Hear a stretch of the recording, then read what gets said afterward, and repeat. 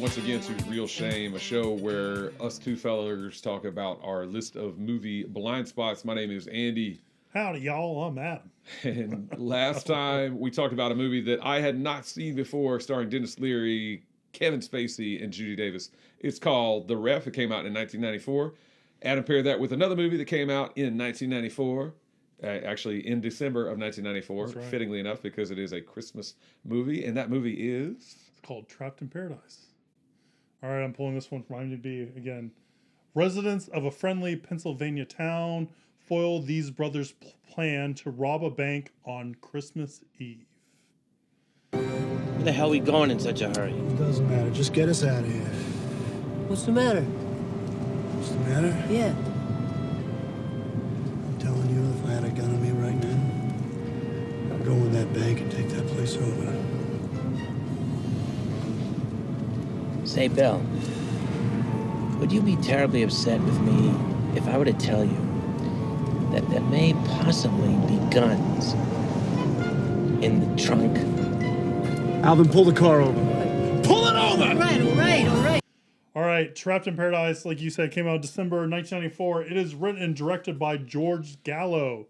George Gallo wrote Midnight Run, Heck yeah. which we watched early in the year. We both were favorable on Midnight Run, had a lot of fun with that one. Mm-hmm. Charles Grodin, Robert De Niro, good movie. Yep. We'll see how well he fares with Trapped in Paradise.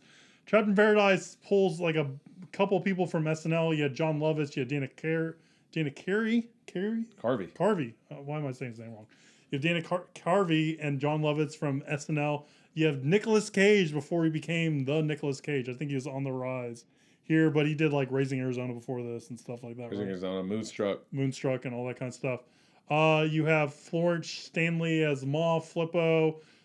You have Sarah Collins, played by Machen Amick, who I don't think she did a whole bunch of stuff. She was known mostly for Twin Peaks. She's like plays a big role in Twin Peaks. She was in Sleepwalkers prior to this. Okay. And then we have Richard B. Scholl as Father Ritter. We have Donald Moffat as Clifford Anderson, the bank manager, which, you know, he's a pretty familiar looking face. Done a lot of character actor roles. And also another character actor, Richard Jenkins, as Agent, was it Peisner? Pizer. And all that kind of stuff. It's a movie that I probably saw a couple times on cable in the late 90s, early aughts, like I did with the movie we reviewed on Monday. But it's been a while since I've seen it. But Andy's seen it a couple times, twice, and maybe more recently. So what'd you think about Trapped in Paradise this time around? So there's a movie, I saw it on VHS. Ooh. When it came out back in, I would assume it came out on VHS in 1995. So I saw it sometime in 1995. I think back then I kind of liked it. Yeah. Because it was just kind of a different. It was just different weird. thing. It was fun. And then I watched it last year at Christmas time because I always like to watch a lot of Christmassy kind of stuff around the December month, and I really did not like it last year, and I feel the exact same way about it now. I don't think you haven't changed in 12 months? I haven't changed in 12 months. I don't think this is a good movie much at all. I mean, there's a few things, there's a few bright spots. Yeah. I will say I do like Richard Jenkins' Agent Pizer a lot. I think he's funny, and he has some pretty good lines. John Ashton, who was in Midnight Run, he's the bounty hunter that Robert De Niro's always kind of putting one over on. He's in this movie with his like buddy that run a store. They're kind of funny. They're bumbling idiot kind of guys. Bumbling deputies kind of stuff. But I think what really torpedoes this movie for me is I really can't stand Nicolas Cage in this movie. Or Dana Carvey. And I really, really can't stand Dana Carvey in this movie. Yeah, I think we're on the same page. Dana Carvey is so annoying in this movie. He does this weird, like, what are we doing? I'm a kleptomaniac. The whole movie, it wears thin after about 10 seconds. Yeah. He does it the entire movie because that's his character. I think it's appropriate for like an SNL sketch. I don't think it's appropriate for a movie. And this movie is almost 2 hours long, which it goes on forever to me. And I don't think Dana Carvey's been that successful outside of like SNL, like in the feature kind of stuff. I mean, yeah, I have nothing against Dana Carvey. I liked him on SNL, and I like Opportunity Knocks is pretty fun.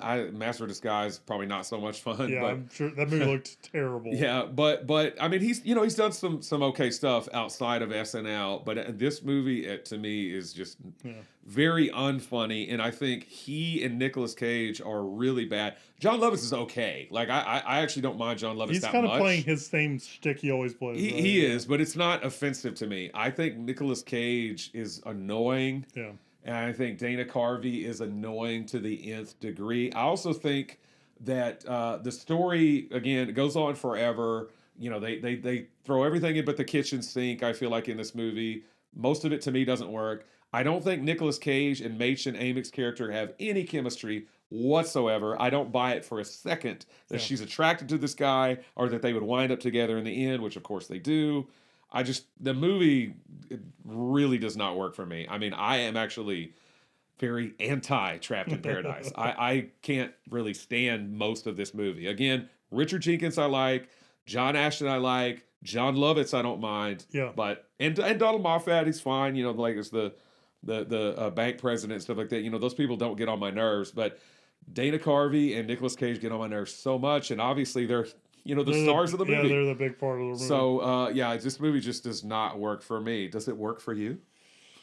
No, it does not. Like you said, I think I remember liking this movie when I was younger, and maybe it was just more novel, more fun when I was younger, and Dana Carvey maybe was more funny back then when I didn't know much. But yeah, I think Dana Carvey is probably stands out as like the worst part of this movie. Absolutely. In my By idea. a country mile. He's doing like a Marlon Brando kind of impersonation I read on IMDb or something like that. I can see that. And it's terrible. And like, yeah, all his kleptomania is kind of like one note. They don't really, there's no fun in it. It's just kind of, it's more annoying. Like seems like I would duct tape his hands together if I was his brother. It is annoying. It seems like the only like payoff that you have with that is that he's able to produce 3 ski masks at the end. That's it. I mean, to me, it's stupid. Yeah, I agree.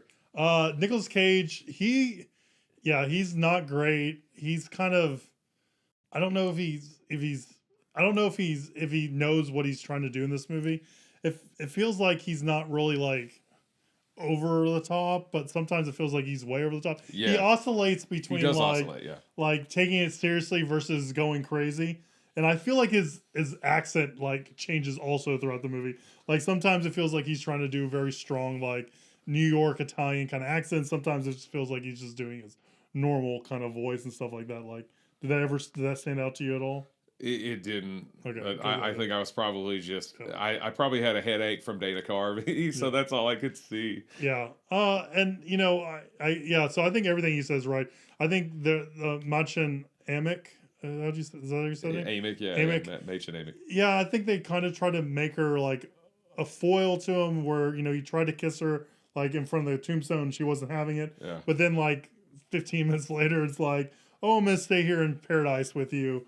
It's like, it doesn't really make sense. No. For me, the supporting cast probably are more interesting. Not the Frippo side, like Florence Stanley's annoying too. And some of the mobster guys are. I think she's supposed to be annoying. That's her role.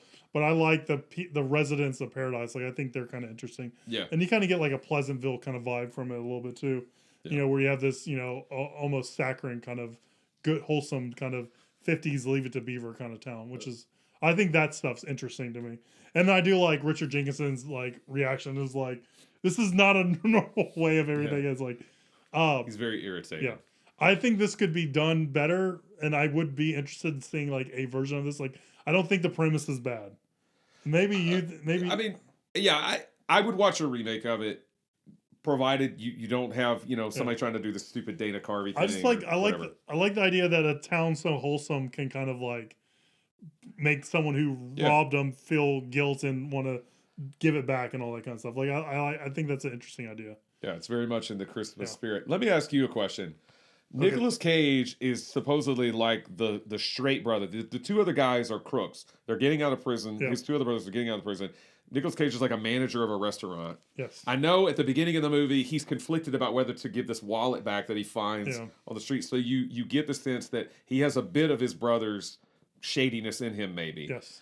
But to me, why would he decide to rob the bank? Like all of a sudden he wants to, like I don't buy that at all. Like why? To me, the movie would have been much more believable if he was off doing his own thing while his brothers robbed the bank, and then he, for some reason, kind of gets wrapped up in it. But the fact that he just goes along with it, he's like, "Yeah, let's rob the bank." That comes out of nowhere for me. I don't care that he, kind of wanted to keep the money from this guy. I think everybody's kind of tempted to keep the money from somebody's wallet that they find, right? And it's, whether or not you do the right thing. Yeah, whether or not you do the right thing is up to you. But there's a huge leap in like, oh, I might keep the money that I find in this guy's wallet and let me get some guns and rob a bank. I like agree. That's so ridiculous to me. Like, and so, and that's what sets the entire movie basically in motion. So if you don't buy that, I mean, come on. Like, I just don't get it. So I was like, did I miss something? Was he actually a career criminal as well? Like, did I miss some line where they said that? Like, I don't think I did. Like, it just seems like he just is kind of like, yeah, all of a sudden I'm going to be like my brothers and we're going to rob a bank. Come on. That's a huge crime. Like, and he almost seemed like, I'm trying to think back if he said anything. I mean, when he found out his brothers were getting out of jail, he didn't seem excited at all. Or no, anything. and they start talking about we want to go down to Pennsylvania or Paradise, whatever, because we want to do this. He's like, I'm not getting into your schemes, like he's had enough of their crap, right? So why is he deciding to rob a bank with him? Yeah, that's ridiculous. I agree. To me, I just don't get it. So it's yet another thing about this movie that drives me crazy. Well, Jon Lovitz feels the same way about you because he. I guess that he claimed that him and the cast hated making this movie so much that they call it Trapped in Bullshit. That's a more appropriate title, absolutely. That's a more appropriate title. I can say this, I will never watch this movie again. I mean, not unless somebody forces me to. 3 times was enough. Yeah. All right. Well, we know how we fall in this movie. We both are not big fans of it. Sorry to make you watch it yet again. But I actually had fun, like just venting about it in this episode. You got some relief. I did. I feel a lot better now. All right. Where do the critics fall in this bad boy? It's super rotten on Rotten Tomatoes. Only 5% fresh. So yeah, I would say that's definitely one of the lowest scores, if not the lowest that we've reviewed of movies that we reviewed, and I completely agree. It's about 5% fresh. It's only 41% audience score. It did get 2 thumbs down. I looked, I couldn't find the actual video review of their Cisco they were talking about. Because I was really interested. They probably were talking to they're probably cursing, saying such a piece of shit. Well, and then they're like, we can't air this on there. I could have read Roger Ebert's print review, but I didn't. And Larry Malton only gives it 2 stars. Well, there you go. So nobody liked it. We don't like it. Audiences don't like it. Critics don't like it. There's 5% of critics out there like it. So Jon Lovitz didn't like it, apparently. Let's go fight him and beat him up. Yeah. I don't know why I said that. All right. Well, that's Trapped in Paradise or Trapped in Bullshit. I felt trapped in paradise and trapped in bullshit. Depending on where you fall I was watching on it. Yeah. On these Wednesday episodes, we like to answer viewers' questions. And since we're talking about a movie that we didn't like, we figured, hey, why not look at this 2021 year in review. Year in review, also a strange year like last year, and talk about what are the movies that didn't quite work for us over this last year. So we've done I think 100 movies this year, if not more. We've done quite a few, yeah. Yeah, no, we've definitely. Would it be 100 movies?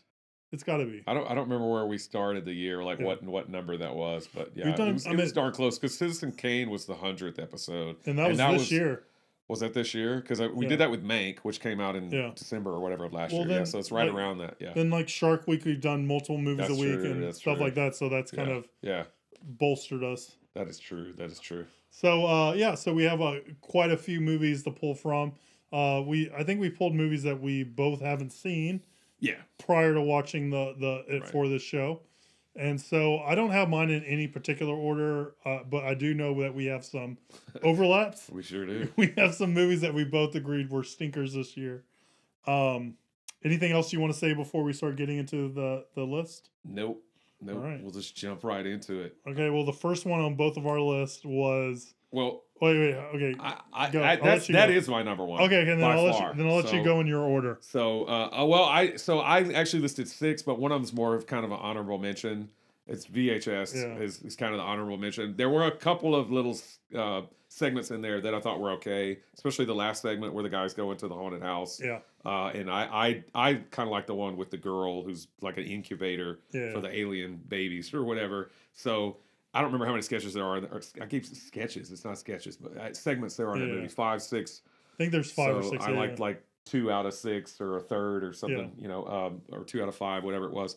But that would be like my honorable mention. But yeah, all the rest of these besides the top one, we can go in any order. All right. So. Well, I'll head it off. So we watched a bunch of movies for Halloween, and the third Exorcist movie we watched, which I think you kind of liked, just didn't work for me. It just felt. No, I don't really like it. Oh, okay. Maybe I misremembered. I may have been higher on it than you, but I don't really like it. Yeah, it wasn't just my thing. It felt like it didn't even feel like an Exorcist movie. It just felt just kind of all over the place for me. Just wasn't a movie that I really cared for. So for me, the first one I'm calling out of movies that I watched this year that wasn't a big fan of, Exorcist 3. Yeah, Exorcist 3 is one of those movies, kind of like Trapped in Paradise, that when I saw it back in the day, I actually liked it. I thought it was kind of cool. Yeah. But seeing it years later, I'm like, this is not good. It's not good. It's better than Exorcist 2, but that's backhanded praise. Yeah, you know, I mean, because Exorcist 2 is god awful. So it's a little bit better than Exorcist 2, but it's pretty bad. Yeah. All right. Well, what's one from your? So any overlaps we can talk about it together. So I put Alexander with Colin Farrell. Yeah. We paired that with Troy. I actually did enjoy Troy, but Alexander was. I think we both pretty darn bad. Yeah. Weren't keen on. Yeah, it we didn't like Alexander. I remember. It was like a giant fever dream. Not who directed that? Oliver Stone. Not Oliver Stone's best. No, far from it. Yeah. Anything else you want to say about Alexander? No, just no. Put it out of my mind. All right. So I have one more that's not on your list, and that's I have a couple more that's on your list. So the next one, I'm just going in my order. These aren't in a particular order for me. Was for Shark Week we watched? Was it a shark movie a day? It was. It was six or seven shark movies. Yeah. A lot of shark movies. Of all those movies and of all the movies we watched, my least favorite and the strangest one of all was Sky Sharks. I can't believe that's your least favorite out of the 7. I bet because you have like Nazis, you have sharks. It seems like it'd be a fun pairing. For me, it was just a weird, crazy movie. Not my favorite. I think I said Ouija Sharks was my favorite. But I don't even remember if I gave Sky Sharks a bomb or not. I gotta look back on that review. I don't remember what I gave most of those movies, but Sky Sharks for me was far from the worst. I think the worst was maybe Jaws the Revenge. I like Jaws the Revenge. I know, which I'm still shocked at. Jaws the Revenge. Ouija Shark. I just kind of liked it for its DIY kind of whatever. And I did like Santa Jaws. Yeah, I was fun. It was fun. It's a fun movie. I think Ouija Shark was my favorite. Avalanche Sharks was kind of crappy. Like they didn't do enough with Avalanche Sharks. So I think that was terrible. Yeah. If I don't pick Jaws the Revenge, I think I'm going with Avalanche Sharks out of Shark Week as maybe the worst one. Yeah, I think Avalanche Sharks was pretty terrible, but I think Sky Sharks was worse because it just was more confusing. They squandered pretty good opportunity. Yeah. So now throw that over to you. All right. So the last one that I will mention before we start getting into overlap. Well, you've got one more. I do. Is Benny and June, which as we all know from that episode, I couldn't stand that movie. Yeah. I really, really hated it, and I like Johnny Depp a lot, and I did like the movie we paired it with. What's Eating Good But Great, but Benny and June, I was like, who are these people? Who are these characters? I don't believe it. Sucks. Couldn't stand it. I remember you saying that. I don't think I felt the same way about it, but you did. But it's totally understandable. Yeah. All right, the last one I have that is not on your list. I think I went over more than 5. That's okay. I have 6 too. I put 2 movies together, and I'm probably gonna get like crucified for this, but they are the Dunes movies. I put Dunes on my list. Dunes. I mean, I've seen the original Dune before. But I agree with you; it's terrible, but I like the new one. The original Dune is confusing mess, and it doesn't have like any kind of thing that's fun about it for me. You know, like sometimes like there's some movies that are so bad they're good because there's something fun about it and all that kind of stuff. But for me, the original Dune was, the 1984's Dune was just a chore to get through. And then we watched it with the new Dune, and also that one just didn't work for me. It was all style, no substance for me. It was all, like you said, it was all bleak looking, futuristic kind of stuff, grandiose and very like expensive looking, well rendered visual effects. But the cat's upset. But for me, that was all it was. There was no substance to it, no story, no nothing. So I'm grouping both Dunes together and saying those are amongst the worst that we watched this week. All right. So now we get into our overlap. Yep. So I think the first one is Obsession. Yeah. I was excited to watch Obsession because it filled in a Brian De Palma gap for me. Yeah. So I was Brian De Palma's a big Hitchcock admirer, and this film is very Hitchcockian, but it's Hitchcock if he didn't know what he was doing. For me, it proves that my feelings on Brian De Palma. Yeah, you're not a Brian De Palma fan. I like Brian De Palma, but I thought Obsession was really, really bad. Starting, as I recall, with Cliff Robertson's portrayal or his acting, and I think he's a great actor, but I thought he was bad in this film, and I thought there was a lot of questionable choices as far as the storyline went, and some techniques and things that just were crappy. So unfortunately, that was a big Brian De Palma bust for me. I know it's probably one in a long line for you, but it's one a misfire. There you go. Yeah. Misfire for Mr. De Palma. I was gonna say when I watch Rangers games, there's also a lot of split diopter in there. Oh. Like he was definitely watching Brian De Palma movies, wanting to milk those for a Rangers game. Nice. So I agree 100% with you on Obsession, and so I'm gonna pick the other one, another one from our list, and that was, you would think if you get Robin Williams and Billy Crystal in a movie, it was Billy Crystal, right? Yeah. In a movie, it would be a lot of fun, but no. We watched Father's Day this year, and that was just... That's the worst Father's Day ever. Yeah, it wasn't good. It was very disappointing. It wasn't fun. No. Yeah, I mean, you put these two comic powerhouses together, and it's spectacularly unfunny. Yes, which was really, really surprising. Yeah. But it was. I mean, I don't remember hardly anything, or maybe nothing about it that was all that funny. I think and when we reviewed it, I mentioned the idea of Bruce Greenwood's character getting knocked down the hill in like the porta potty was kind of funny, but that's about it. Yeah. I mean, everything else in the movie just sucked. Not even Robin Williams' shtick could save the movie. It was not good. Who was the band in that? Was it Sugar Ray or Smash Mouth or somebody? Oh yeah, was Sugar Ray. I think it was Sugar Ray. I can't remember. Wait, I think my only funny part was when he got punched in the mouth at the concert. Yeah. So, I remember that. Yeah. Physical violence. Guys. Yeah, but that movie is just so unfunny, like painfully unfunny. But now the worst of the worst.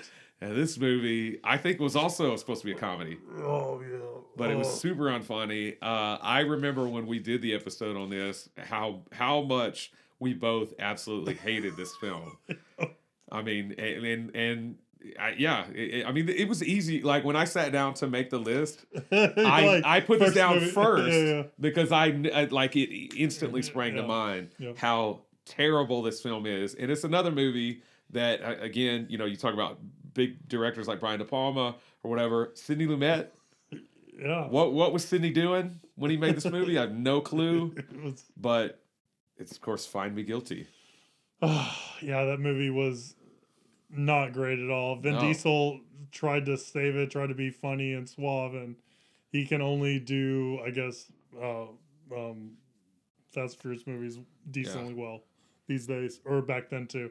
Yeah, it was just there was nothing. I feel like the tone was all over the place. Yeah, there's nothing redeeming about his character, nothing redeeming about the movie or anything, and the only good thing about the movie was that it was directed by Sidney Lumet, and that's because of his prior work. And this movie wasn't great. It was even like, it looked bad too, remember? Yeah, it looked really bad. I don't know what they shot it on. I think the thing for me that came across the best in that movie was Peter Dinklage. He was the best thing about that movie. But I mean, he wasn't in the movie enough to save it. But yeah, we couldn't tell if it was a comedy or a drama. But either way, it failed on either count, right? It wasn't a good comedy. It wasn't a good drama. It just sucked. I mean, it's a terrible, terrible film. And again, luckily that wasn't Sidney Lumet's last film because he would have gone out with a real stinker, Yeah, for sure. a real stinking bomb, All as right. Leonard Maltin puts it. But yeah, those are the worst, Yeah, I the agree. worst of the worst that we had never seen before That's until we did them for the show, and movies that we'll more than likely never watch again.